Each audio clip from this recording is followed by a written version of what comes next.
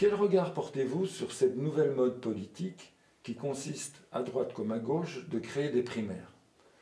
Est-ce une démocratisation des partis politiques qui est en train de se mettre en place ou est-ce une agitation supplémentaire?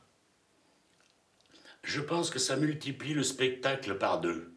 Je pense que ça n'a d'intérêt dans le système politique que de multiplier le spectacle pour aucun résultat final. C'est-à-dire, avant nous avions un conflit droite-gauche. Aujourd'hui, nous avons d'abord un conflit droite-droite, puis un conflit droite-gauche pour avoir un peu de gauche-gauche pour avoir un conflit droite-gauche. On a multiplié le spectacle. On a oublié une chose fondamentale.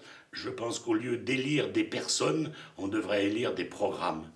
Et que quand on élit des personnes, il faut faire de plus en plus de spectacles pour en fait aucune différence, aucune différence de contenu, aucun engagement franchement grandement différent. Ce sont sur des années, des détails qui diffèrent. Il faut qu'aujourd'hui on s'intéresse à une politique qui impose aux politiciens des programmes clairs et nets pour lesquels ils vont être élus.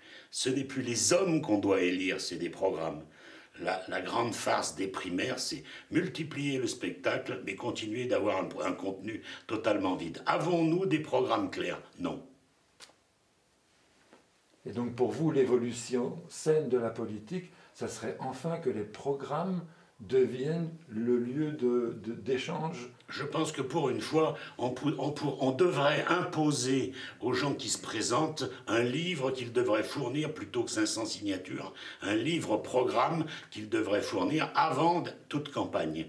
Ensuite, sur ce livre-programme, les citoyens que nous sommes pourrions nous faire des idées. Il n'y aurait pas besoin de primaire. Peut-être on pourrait faire un prix Goncourt des programmes politiques qui fait qu'à la sortie d'un repas, on nous dirait le vainqueur de la primaire, c'est ce programme-là. Aujourd'hui, on est devant des personnes qu'on met en scène dans des émissions de télévision qui doivent rapporter des voix. Ce n'est pas un problème de programme, c'est un problème de personnes.